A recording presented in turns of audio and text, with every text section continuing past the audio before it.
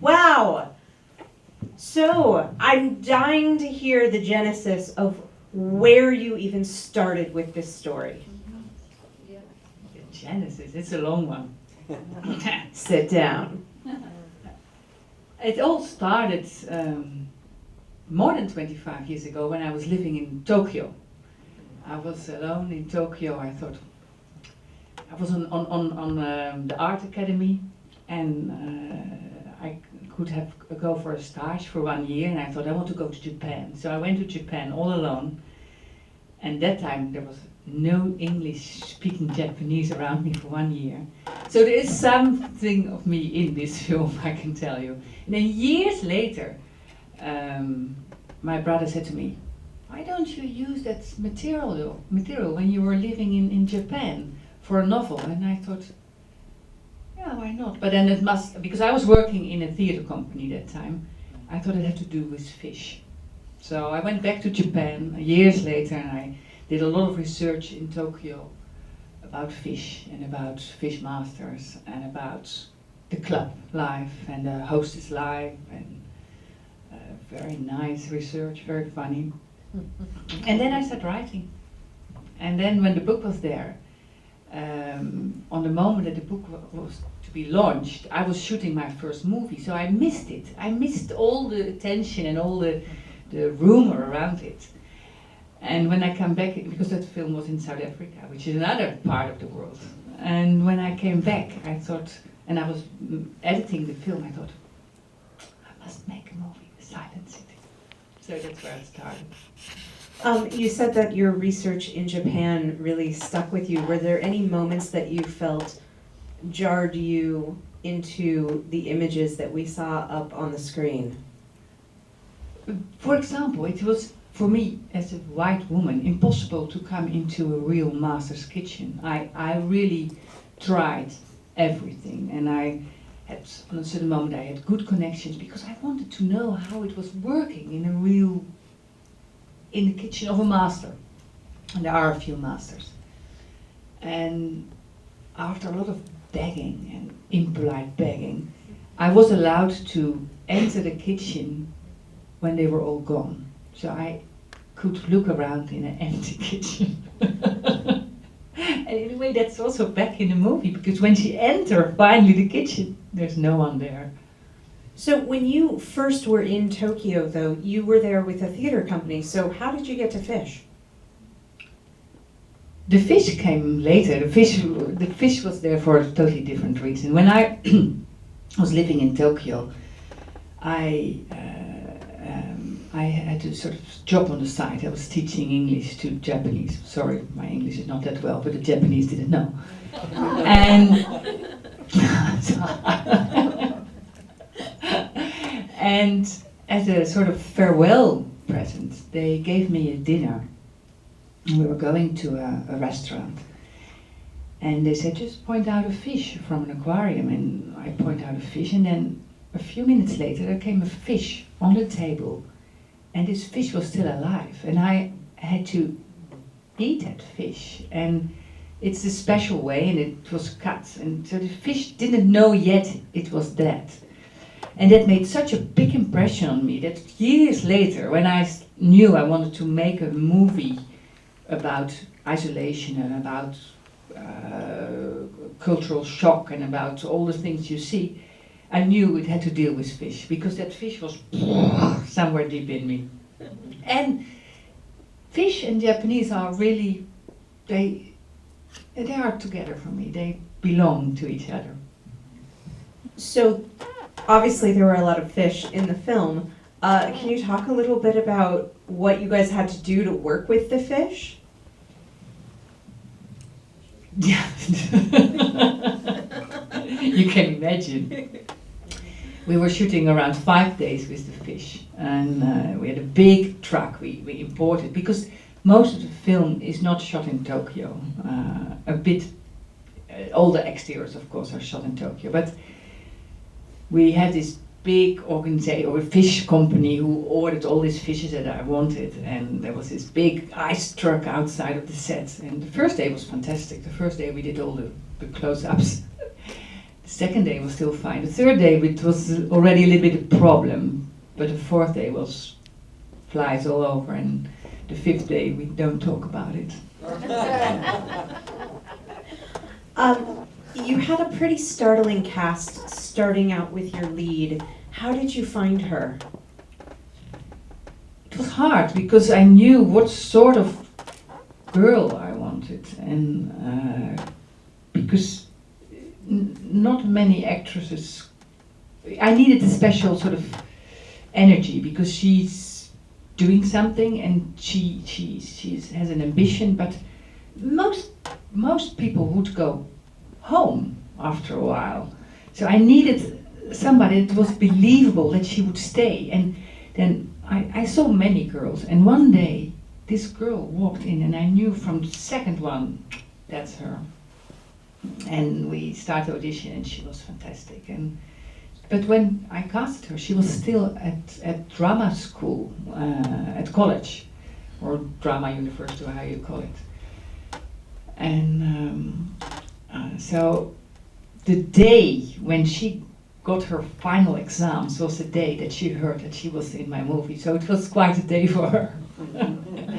And then I had her, and then I needed all the Japanese people, but I was shooting most of it in Europe, and there are not many Japanese actors in Europe. So we had to travel really all over. Some come from Paris, some come from Amsterdam, some from Brussels, some from Berlin or Frankfurt or Italy. They come from all over, and that made it very. And even all the extras came from.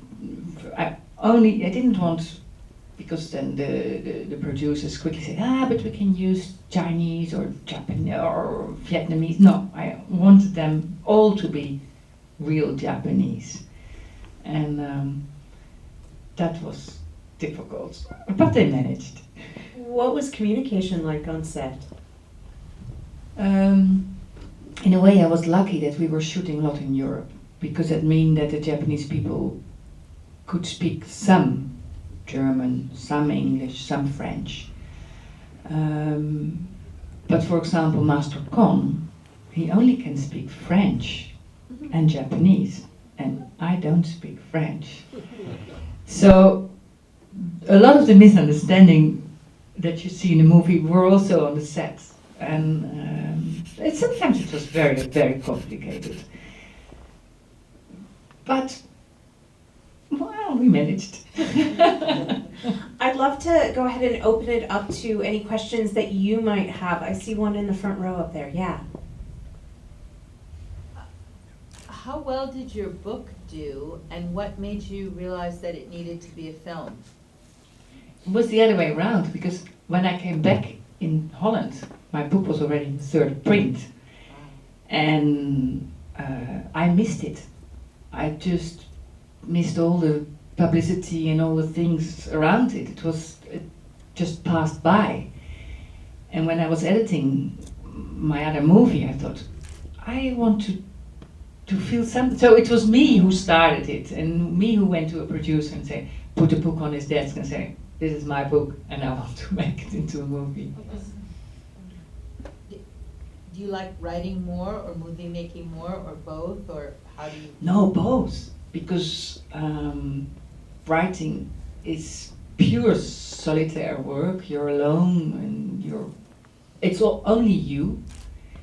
And making a movie is teamwork. It's really teamwork. You cannot do it alone. So I love the two. For me, after a while writing, I need to be with people, and after a while with people, I think, the loneliness of the writing. Yeah, I see a hand right in the center there. I loved the way that you made all three languages flow.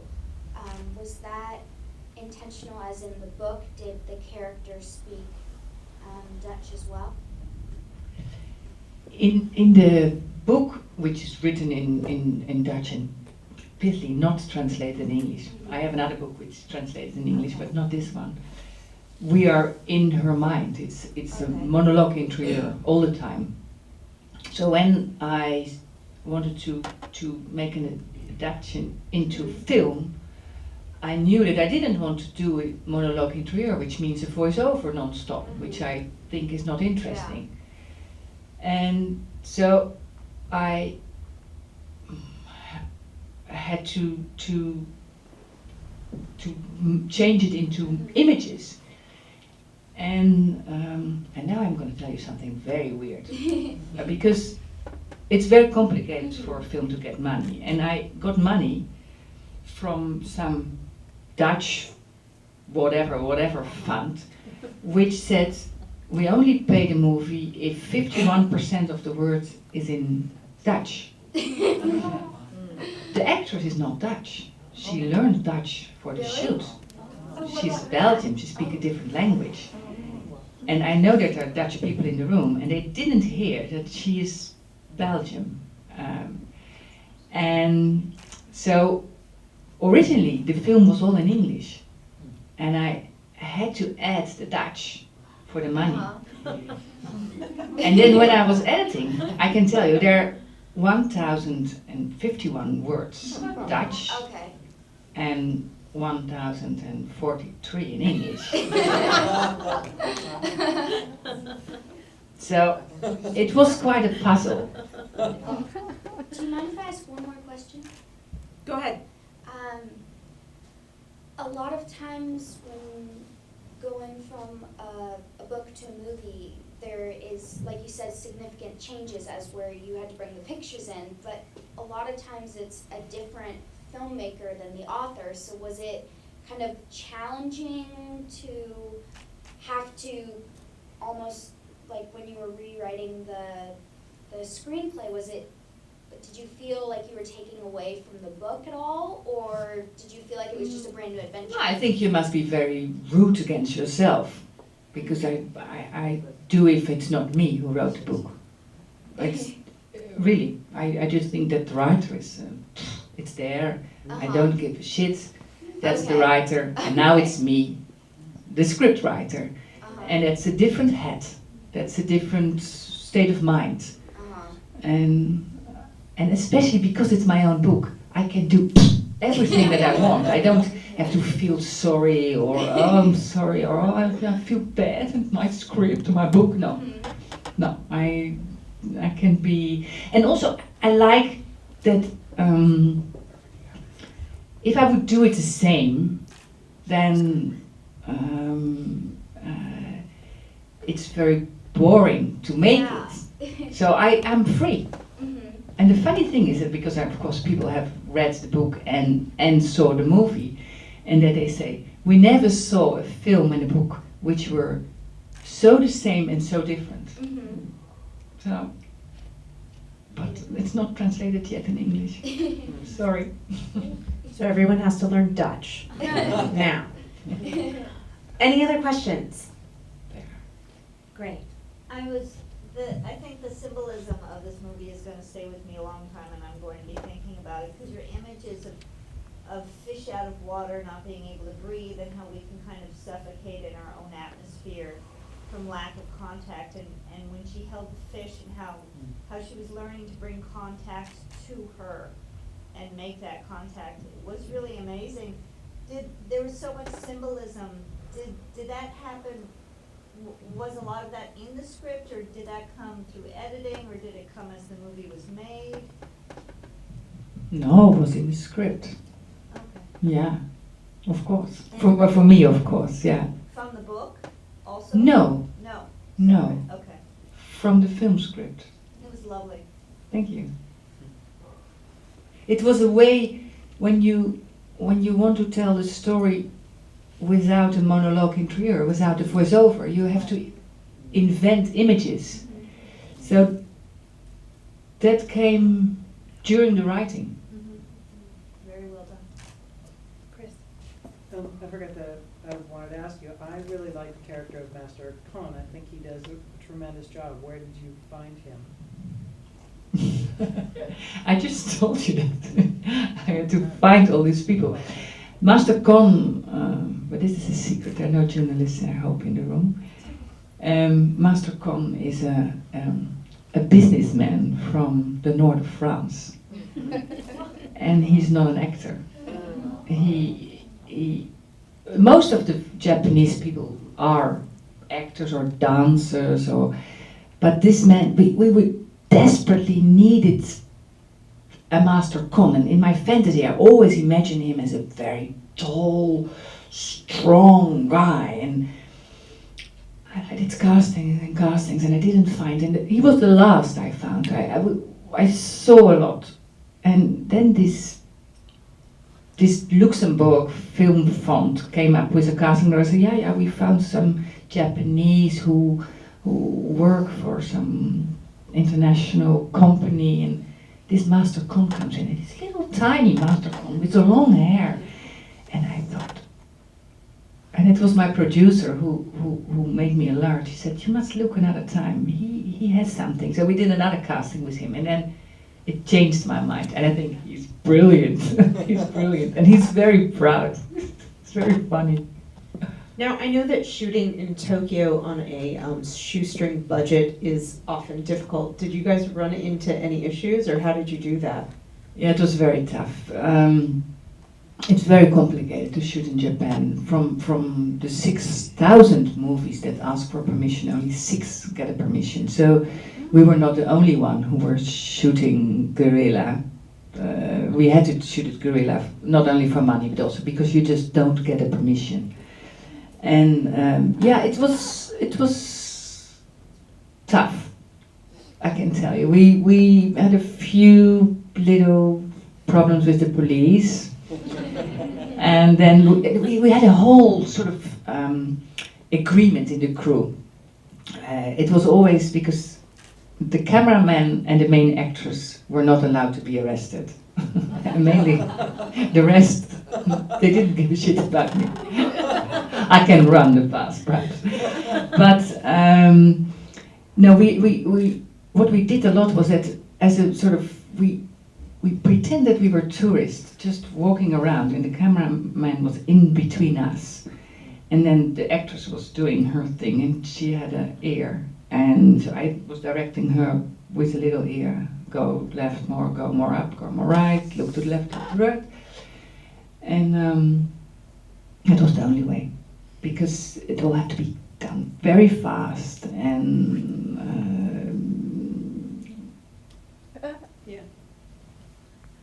Do we have any other questions? We have time for one more. Yes. What inspired you to do the card box scene?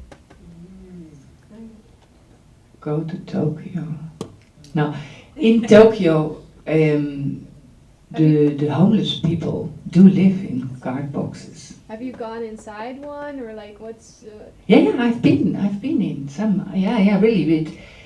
It's like little houses in a card box, and it's because Tokyo is an extremely rich city, and then you have this homeless. There are a lot of homeless people. They live mostly in the parks where they put the boxes. And what we did is, because we shot that scene where the card box is in the Ginza, and the Ginza is the most expensive area of Tokyo. So what we did is we were building this card box somewhere on a parking place between the cars, because it all has to be done quickly and guerrilla-like. But there's the mafia, the Japanese mafia, who is there ruling the area. So the night before, I went there to show my face and show that I was not a problem, and with some of the crew, not everybody. And then on the moment when we were shooting the things with the box, they were sort of, what's happening here? Suddenly in our extremely street where there are only Rolls Royces and hostesses on, and the rich of the rich is walking there. What is this homeless box doing there? And then it all had to be done fast. That's why one of these shots is not right, because I had only a few seconds sometimes to shoot something, and then we have to move out again before trouble starts. That's amazing. I just have to say thank you so much for bringing your Thank you work so to much for us being and here. sharing with us. It's our pleasure. The thing is about Film Festival Flix is... No, I have one question. Oh, a question. Because I almost forgot. Is the last? Can I do one? It's the little last, thing? it's you, go. Because you're all American. I'm now working on a new research, and then my new research is happening in Florida. I'm working on a new novel, which perhaps becomes a movie. I don't know yet, and it's about retirees in Florida. And if anyone of you know sudden things or know people there, I'm going to Tampa and Tampa area around in a wide circle. Come after the screen to me and just give me some nice details or things that you know. Because I'm looking for funny communities, extreme people in their retirement in Florida. Now it's up to you. Thank you. It's amazing. So anyone have an address for Sun City, please pass it along. The thing about it is that this inherently is what we're about. The connection between our filmmakers and our audience. We wouldn't exist without you guys, and we wouldn't exist without you. And it's a conversation that we want to keep going. It's a dialogue that we believe is important. Film is not a static art. It's actually a dialogue between those who receive it and those who give it. And so Film Festival Flix is really built on you, our audience. So if you had thoughts about tonight, if you want to share it, if you want to talk about it, please tweet about it, Facebook us. We are at filmfestivalflix.com, where you can go, you can have people download and stream this film and a whole slew of other films. We have another one coming up next month. We're always the second Wednesday and the second Thursday of every month. Please continue to support us and spread the word, because we are nothing without you guys. Thank you so very much for being with us. Please join us for libations and conversations over at the Marriott, which is just next door. All right? Have a wonderful evening and enjoy. Take care.